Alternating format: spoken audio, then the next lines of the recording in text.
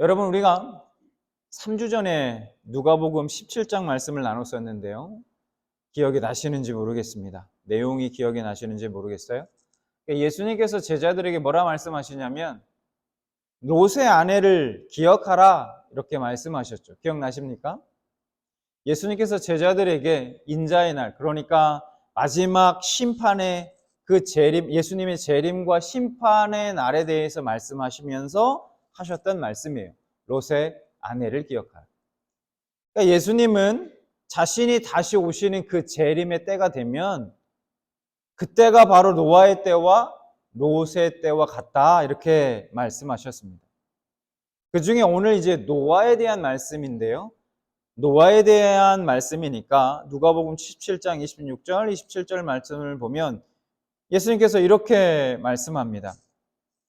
노아의 때에 된 것과 같이 인자의 때에도 그러하리라. 노아가 방주에 들어가던 날까지 사람들이 먹고 마시고 장가들고 시집가더니 홍수가 나서 그들을 다 멸망시켰으며. 여러분, 이 말씀에는 두 가지 의미가 있다고 말씀드렸어요. 첫 번째 의미는 뭐냐? 예수님의 재림은, 다시 오심은 아무도 예측할 수 없다는 거고요. 못다는 겁니다.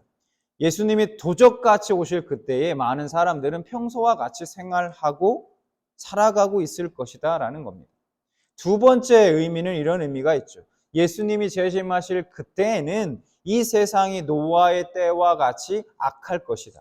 악한 때, 죄악이 가득한 때일 것이다 라는 것입니다. 자, 그러면 실제로 노아의 때는 어떤 때였는가?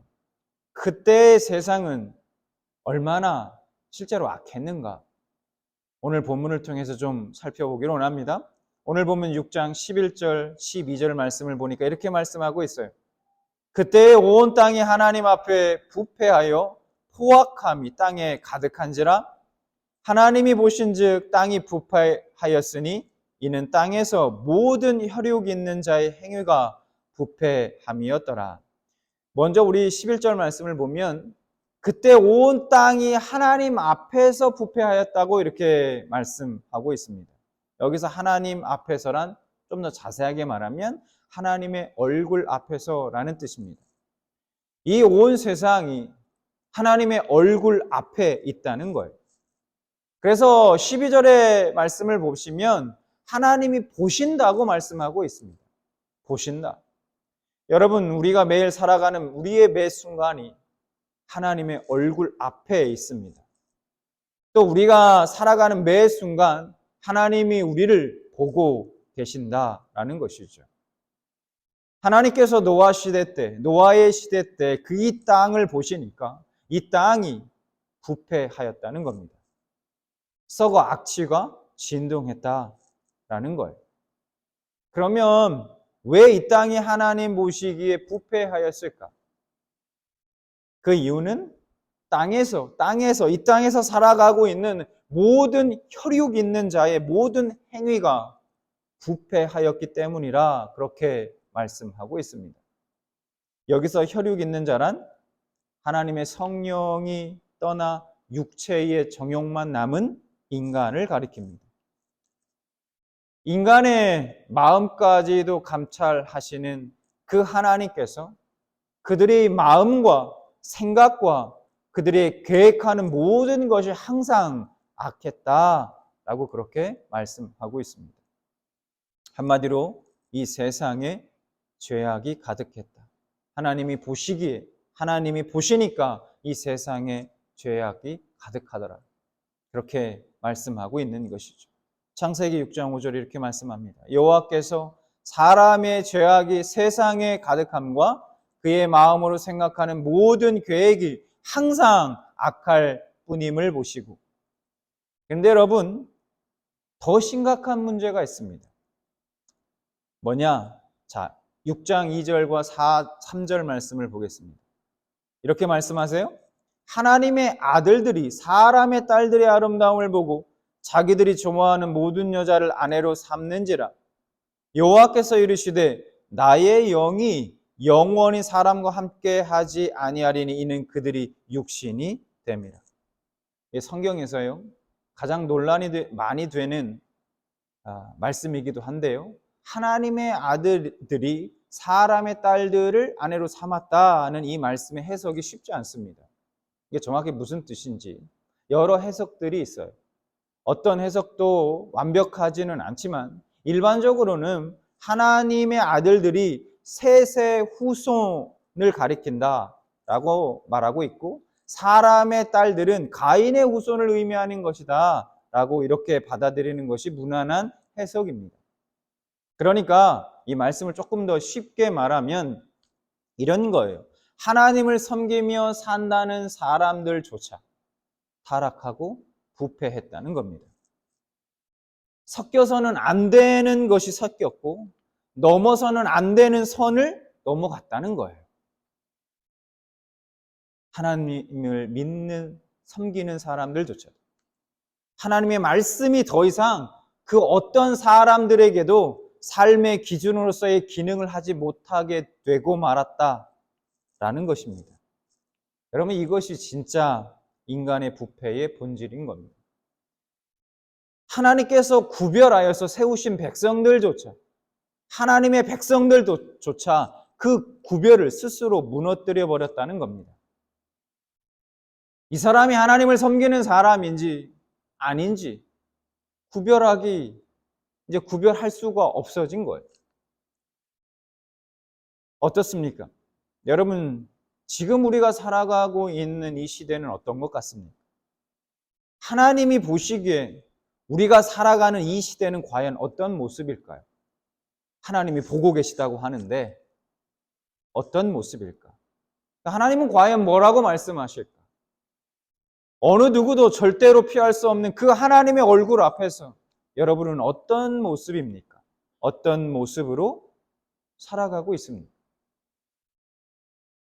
자, 어쨌든 그래서 하나님이 어떻게 하시기로 작정하셨는가? 이 세상을 심판하시기로 작정하십니다. 13절, 하나님이 노아에게 이르시되 모든 혈육 있는 자의 포악함이 땅에 가득함으로 그 끝날이 내 앞에 이르렀으니 내가 그들을 땅과 함께 멸하리라. 하나님은 그들을 땅과 함께 멸하기로 작정하셨습니다. 그럼 하나님은 어떤 방법으로 땅과 함께 모든 인간들을 멸하실까요? 17절, 내가 홍수를 땅에 일으켜 무릇 생명의 기운이 있는 모든 육체를 천하에서 멸절하리니 땅에 있는 것들이 다 죽으리라. 하나님이 홍수를 통해 홍수를 도구로 삼아 세상을 심판하여 세상을 쓸어버리기로 그렇게 결심하셨습니다. 그런데 이런 와중에 하나님께 은혜를 입은 한 사람이 있었습니다. 그게 누구냐? 여러분들도 잘 알고 계시는 바로 노아라는 사람입니다. 이 노아는 어떻게 이런 무서운 하나님의 심판 가운데 은혜를 입을 수 있었을까 하는 거죠. 성경은 그 노아에 대해서 이렇게 평가하고 있어요. 9절, 이것이 노아의 족본이라 노아는 의인이요 당대의 완전한 자라 그는 하나님과 동행하였습니다. 여러분, 노아에 대한 평가는 어떻습니까? 당시 다른 세상의 사람들에 대한 평가와 완전히 대조를 이룹니다. 즉 노아의 삶은 타락하고 부패하여서 인간의 자신의 그런 죄성을 따라 살아간 그 시대의 사람들과는 완전히 구별되었다는 거예요. 하나님과 동행하면서 하나님이 제시하시는 그 삶의 표준에 따라 살아간 사람이 바로 노아였다는 것입니다. 그런 노아에 대해서 오늘 성경은 어떻게 평가하고 있느냐? 의인이자 완전한 자라고 그렇게 평가해 주고 있는 것입니다. 어느 날 하나님께서 이 노아에게 홍수로 내가 세상을 멸할 거니까 너는 방주를 만들어라 이렇게 말씀합니다. 그리고 그 방주를 어떻게 만들어야 하는지, 그리고 그 방주 안에 태워야 할 동물들 등등을 아주 구체적으로 말씀해 주십니다. 노아는 하나님께서 말씀하신 모든 것을 그대로 준행했습니다. 그래서 22절 말씀을 보니까 이렇게 말씀하고 있어요. 노아가 그와 같이 하여 하나님이 자기에게 명하신 대로 다 준행하였더라. 그런데 여러분, 여기에서 우리가 한번 생각해 보길 원합니다. 뭐냐? 당시 노아가 하나님의 말씀대로 준행했다. 하나님의 명하신 대로 다 준행했다고 말씀하고 있는데, 하나님의 말씀대로 준행하며 사는 것이, 그렇게 하는 것이 쉬웠을까 하는 거예요. 어땠을까? 아마도 노아가 방주를 만드는 동안 가장 많이 들었던 말이 어떤 말일까요? 이런 말들이 아닐까요? 야, 노아가 미쳤나 봐. 드디어 미쳤어. 아니, 저 사람 바보 아니야? 무슨 홍수며 무슨 세상을 멸하며 산꼭대기 위에다가 무슨 방주를 짓느니 단단히 미쳤구나. 정말 저 노아는 바보야. 그러면서 사람들은 노아와 그 가족들을 향해 비웃지 않았을까요? 여러분, 노아는 다른 세상 사람들처럼 살고 싶지 않았을까요? 아이들이 손잡고 놀러가는 그런 가족들을 이렇게 보면서 방주 만드는 것, 오늘 하루만 좀 쉬고 우리도 좀 놀러 갈까? 그런 생각 안 들었을까요?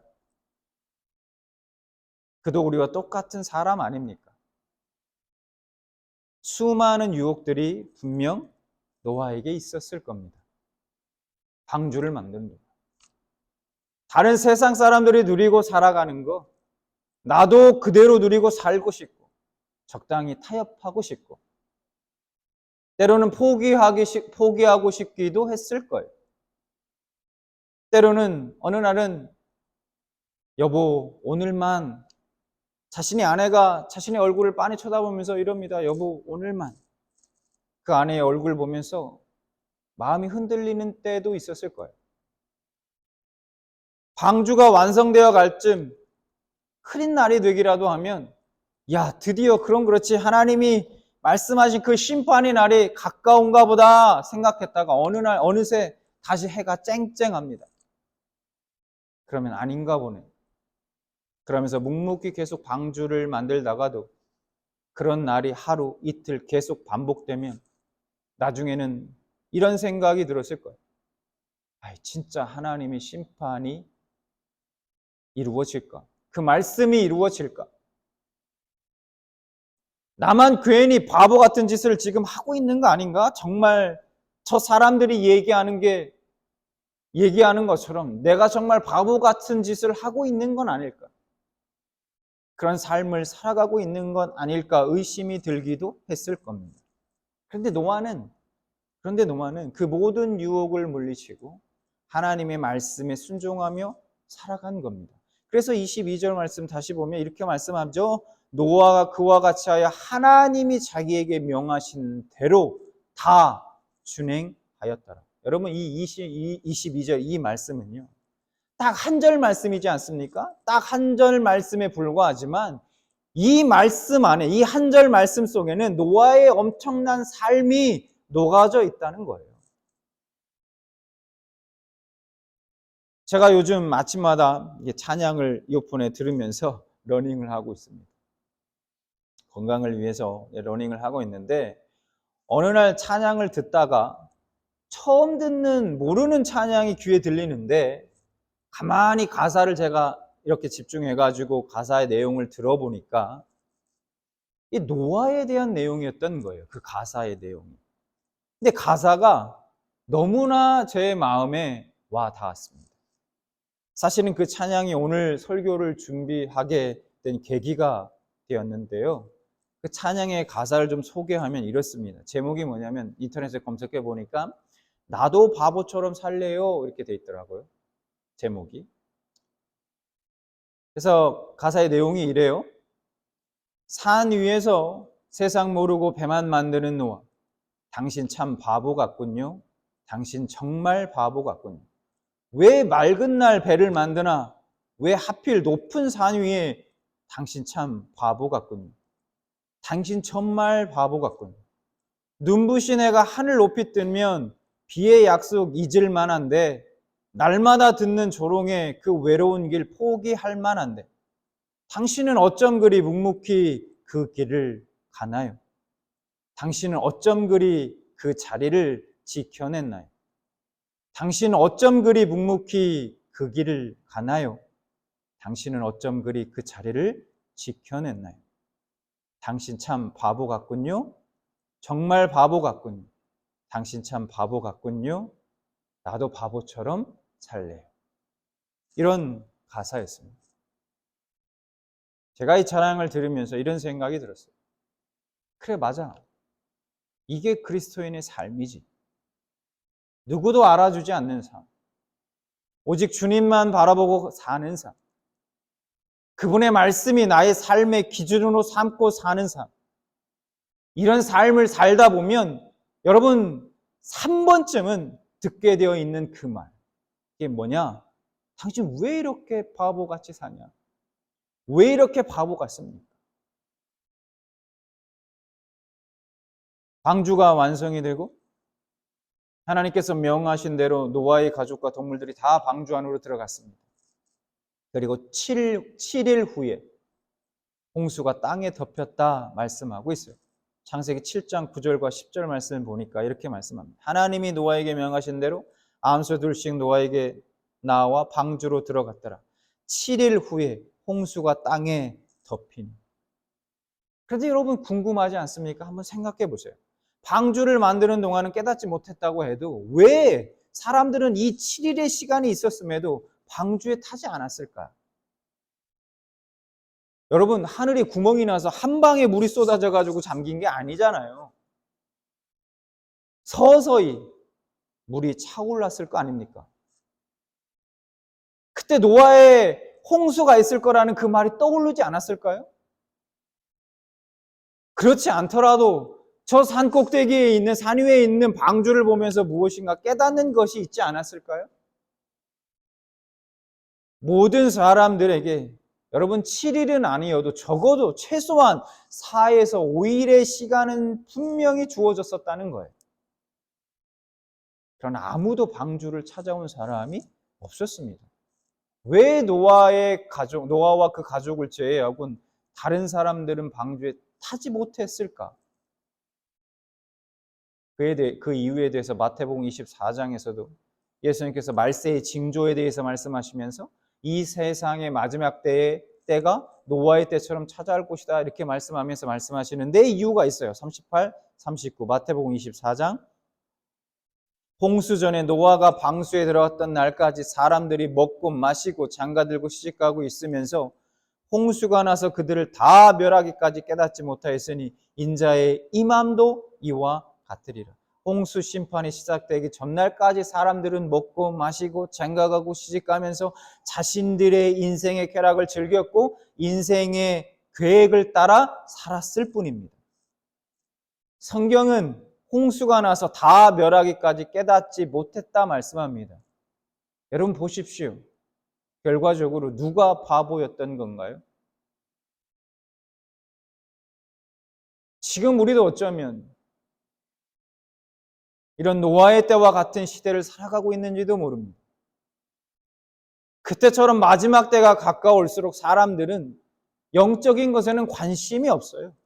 점점 더 무감각해져 갈 겁니다. 분명합니다. 하나님의 말씀에는 두 귀를 닫고 그저 세상에 취해서 살아갈 뿐이에요. 말씀을 보면 알 수 있어요. 그리고 이 시대를 보면 알 수 있습니다. 그렇게 되어가고 있는 것을. 그러나 우리가 꼭 기억해야 할 사실이 뭡니까? 노아의 시대 하나님은 홍수로 이 세상을 다 멸하셨던 것처럼 하나님의 때가 됐을 때 주님은 다시 오셔서 이 세상을 심판하실 거라는 거예요. 심판주로서 이 땅에 오실 거라는 겁니다. 여러분 이것이 노아에게 그러셨듯 우리에게 주님이 우리에게 해주시는 약속인 거예요. 예수님은 오늘도 우리에게 도전하십니다. 마태복음 16장 24절. 예수께서 제자들에게 이르시되 누구든지 나를 따라오려거든 자기를 부인하고 자기 십자가 지고 나를 따를 것이니. 그리스도의 삶이란 자기에게 주어진 각자의 십자가를 지고 사는 삶인 것. 여기서 자기 십자가란 자신에게 맡겨진 주어진 사명을 뜻합니다. 그런데 여러분, 왜 사명을 십자가라고 얘기했을까요? 왜 하나님 주님께서 사명을 왜 십자가라고 말씀하셨을까요? 그냥 너를 부인하고 내 자신을 부인하고 사명을 감당하라 이렇게 말씀하시면 간단하지 않습니까? 알아듣기도 편하고. 그런데 왜 굳이 십자가라는 단어를 사용하셔서 표현하셨을까 하는 거예요. 여러분, 물론 우리의 사명이 십자가처럼 힘들고 고된 일이라는 의미도 있습니다. 그런데 솔직히 말하면 우리의 사명이 아무리 어렵다 해도 십자가처럼 끔찍하고 고통스럽지는 않아요. 그러면 예수님께서는 왜 우리의 사명을 굳이 십자가라 표현하신 걸까? 여러분 혹시 생각해 보신 적 있으십니까? 여러분 믿으시지 않겠지만 우리를 위로하시기 위해서입니다. 십자가가 무슨 위로가 됩니까? 말도 안 되는 소리입니까? 고난이면 몰라도. 근데 여러분 위로가 돼요. 왜일까? 십자가를 지신 예수님이 영광을 받으셨듯이 우리의 상급도 보장이 되어 있다는 거예요. 그걸 말씀해 주고 싶었던 거예요. 맞습니다. 십자가는 당연히 고난을 뜻해요. 우리가 평생 사명 감당하며 사는 것, 그리스도인으로서 희생하며 섬기며 사랑하며 말씀 따라 사는 것, 때로는 바보라는 소리를 들으며 사는 것, 결국 자신을 부인하며 살아가야 하는 것이 그게 쉽지 않을 겁니다. 그러나 분명한 것은 그것은 또한 하늘의 영광이 보장된 일이라는 거예요. 그렇기 때문에 예수님께서는 우리가 하는 일, 우리의 삶은 예수님이 지신 그 십자가와는 비교할 수 없을 정도로 하찮은 것임에도 불구하고 그것을 굳이 십자가라 그렇게 표현해 주신 것입니다. 사랑하는 여러분, 저는 여러분이 이 시대의 또 다른 제2의, 제3의 노아가 되기를 소망합니다. 세상에서 때로는 정말 예수님 때문에 바보라는 그 소리를 여러분 한 번쯤 꼭 듣게 되시길 소망합니다. 저는 맨날 듣기를 원해요. 예수님 때문에. 결국 영광을 예수님이 받으실 거 아닙니까?